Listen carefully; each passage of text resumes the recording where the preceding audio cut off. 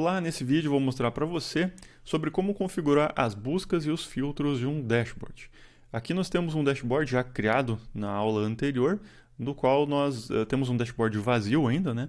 Mas quando nós criamos o dashboard, nós escolhemos a classe de modelo, ou seja, a representação da tabela sobre a qual seria a mais importante do dashboard. Nesse caso, nós escolhemos pedido.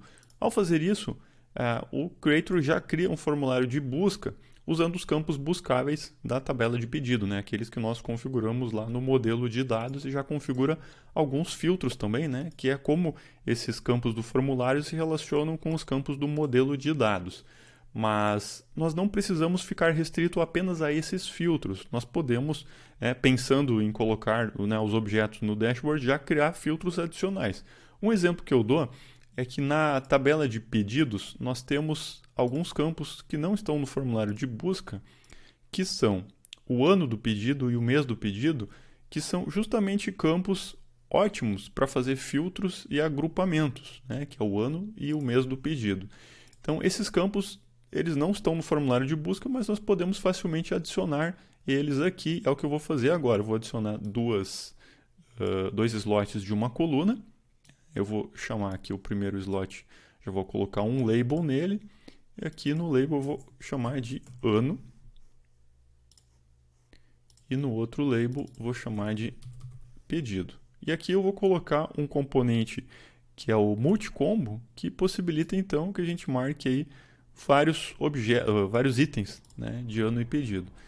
E para não precisar preencher os anos manualmente aqui, eu vou usar uma opção que já vai alimentar eles automaticamente, que é a lista de anos. É uma função do sistema que já retorna ali uma lista de anos. E não sei porque eu escrevi pedido aqui, mas era para ser mês. Agora está correto. E aqui eu vou usar uma outra que é a lista de meses. Né? Então, nós vamos ter a lista de anos, que é uma lista dinâmica, e a lista de meses, que é uma lista dinâmica também, que já vai trazer ali os 12 meses do ano, que são informações, os meses é uma informação fixa, né? Não precisa vir de tabela, e o ano ele vai trazer ali em torno de 10 anos ali para a gente poder fazer a seleção. Bom, feito esse ajuste, né, esse acréscimo no formulário de busca, nós vamos aqui no formulário de filtro e vamos criar duas regras agora. Como nós colocamos dois campos no formulário, nós precisamos definir como esse campo se relaciona, né, com a coluna do banco de dados. Então, nós vamos pegar a coluna ano do banco de dados, vai se relacionar por meio do operador in, né, com o campo. Aí nós temos que definir o nome do campo, né? Faltou aqui definir dt pedido ano para um e dt pedido mês para o outro, para ficar mais fácil a localização desse campo, né, na hora da configuração. Então aqui nos filtros vai ser o atributo dt pedido ano in o campo dt pedido ano do formulário de busca. E o outro filtro vai ser o campo dt pedido mês, operador in, porque eu usei um multicombo, né? São vários itens, o campo dt pedido mês do formulário, ok? Então, revisando aqui, dt pedido ano com dt pedido ano e dt pedido mês com dt pedido mês, né? Exatamente o nome que consta no formulário de busca. Então, aí nós criamos dois campos novos, né? Para a localização de registro. Lembrando que isso só funciona porque lá na classe de modelo, nós configuramos, né, na classe pedido, criamos numa aula anterior um método chamado onBeforeStore, que sempre que um pedido é gravado, ele alimenta as variáveis dt pedido ano e dt pedido mês, já que são variáveis que não aparecem na tela, né? Então, esse método aí, ele alimenta essas variáveis automaticamente na hora que um pedido for gravado na base de dados.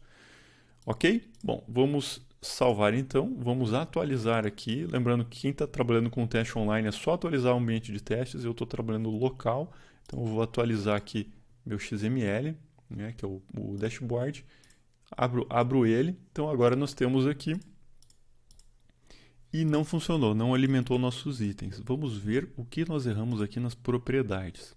Ah, sim, no lugar de colocar aqui em itens, eu botei como valor inicial a opção, não é valor inicial do campo. É itens, né? Então aqui é lista de anos e aqui no mês eu cometi o mesmo erro, que é botar no valor inicial dinâmico do campo, quando na verdade é no itens.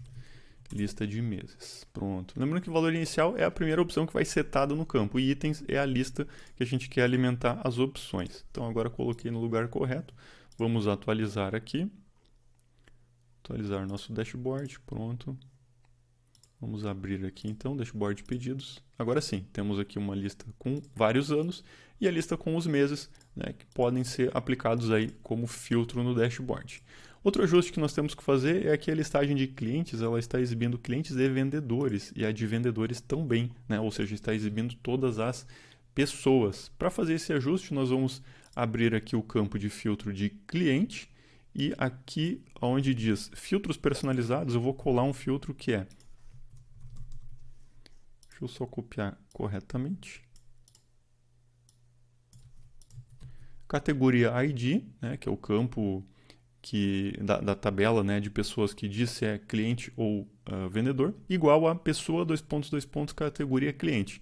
Lembrando que pessoa, categoria cliente é uma constante que foi criada lá no modelo de pessoas. Então aqui, quando nós editamos o modelo de pessoas, tem a categoria cliente e a vendedor. Cliente é 1 e vendedor é 2. Então aqui no campo do cliente vai filtrado para só trazer pessoas da categoria cliente, e no campo do vendedor, como é um campo que também busca da tabela de pessoas, nós vamos filtrar a categoria para trazer apenas pessoa, categoria vendedor. Salvo então, você vai atualizar o teste online e eu vou clicar no atualizador. Eu vou pegar aqui para atualizar o dashboard. Vou abrir de novo.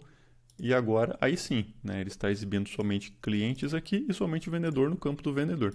Então aí nós fizemos alguns ajustes iniciais, né, no formulário de busca e agora eu vou criar um objeto, né, pelo menos um gráfico aqui, para nós entendermos como funciona essa interação com os filtros, né? Então eu vou adicionar aqui um slot de uma coluna e aqui nós vamos adicionar algum gráfico então de algum tipo para mostrar essas características básicas, né? Então vamos lá. Vamos pegar aqui um gráfico de barras, ok? A classe de modelo vai ser a pedido, e aqui nós vamos configurar os grupos e as métricas, né? Então o grupo eu vou colocar aqui o mês, e na métrica eu vou colocar o total. Então vai ter o total mês a mês. Eu não vou formatar muito ainda, porque essa não é a aula que nós vamos falar do gráfico de barras, né? Eu só vou configurar aqui a altura dele, eu vou salvar e nós vamos atualizar o nosso dashboard. Você vai atualizar o ambiente de testes e eu vou atualizar aqui localmente, já que eu estou trabalhando no ambiente local, vou aplicar as atualizações. Vou abrir o dashboard aqui, tá ali os dados, né, mês a mês. Tem melhorias para fazer? Tem, mas nós vamos ver agora como é que vai funcionar. Eu vou filtrar aqui, apliquei, não mudou nada, né? Inclusive, os dados continuam os mesmos, né? Vou limpar minha seleção, vou filtrar aqui, por exemplo, um cliente, né, que deveria reduzir ali os dados, também não mudou nada os dados, ou seja, os filtros não estão aplicando. Aqui embaixo aparece uma depuração que só aparece para o administrador, que é o select que gerou esse gráfico, ele também não está mostrando a aplicação do filtro. Por que isso acontece? Porque no dashboard, cada objeto tem os seus filtros, né? Eu tenho ali o conjunto geral de filtros do dashboard e eu posso usar esses filtros do dashboard no objeto ou não. Por exemplo, você pode ter um objeto no dashboard que utiliza mais ou menos filtros, né? Por exemplo, um gráfico pode não utilizar um filtro por ano, né? Quando você quer o somatório de todos os anos, por exemplo, ou não utilizar o filtro de mês, quando você sempre quer ter a visão do ano, né? Então você não usa esse filtro. Então aqui na área de filtros, como é que funciona? Nós criamos, para criar um filtro, nós arrastamos o filtro, dizemos qual é o campo da tabela, né? Como ele se relaciona e com qual campo do formulário ele se relaciona, para aquele filtro começar a funcionar para esse gráfico. É claro que isso seria bastante entediante, né? Arrastar e configurar filtro por filtro. É por isso que nós fizemos aqui uma definição global de filtros no dashboard e aqui nós queremos um botão importar, que vai importar todos os filtros já pré-configurados no dashboard para esse gráfico. Esse gráfico, então, ele vai utilizar todos os filtros. Se você não quer algum, você elimina, arrasta para fora, para a lixeira, e aí aquele filtro não é aplicado. Agora nós salvamos, você vai atualizar o seu ambiente de testes, eu vou atualizar aqui localmente. Pronto, agora vamos abrir aqui o dashboard. Está ali o gráfico, agora eu vou pegar apenas um cliente e nós vamos clicar no buscar. Agora sim, ele já modificou os dados do gráfico e já botou aqui o filtro de cliente in1, que é o código que eu coloquei. Vou tirar esse cliente e vou colocar o 2 agora. Vocês vejam que os valores eles são homogêneos porque não está tão aleatória a massa de dados de teste aqui. As vendas, os pedidos foram repetidos mês a mês de uma forma bem igualitária, né? Vamos pegar aqui o cliente 3, aí R$350.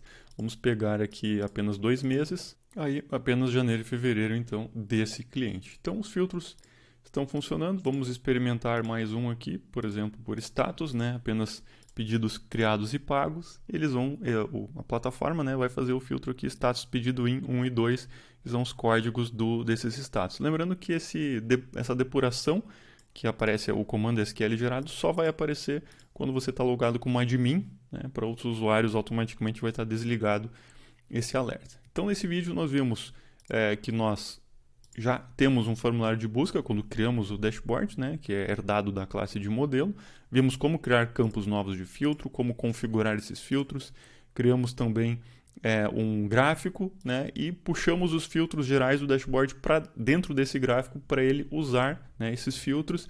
E vimos então que cada vez que você filtra aqui, né, por vários campos, seja ano, mês ou cliente, ele vai empilhando esses filtros e adicionando aqui na cláusula where, né, deixa eu aumentar aqui um pouquinho, né, vai colocando aqui na cláusula where, de ter pedido ano, de ter pedido mês, status e assim por diante. Ele vai acumulando, então montando esse select automaticamente com base nos filtros que você selecionar.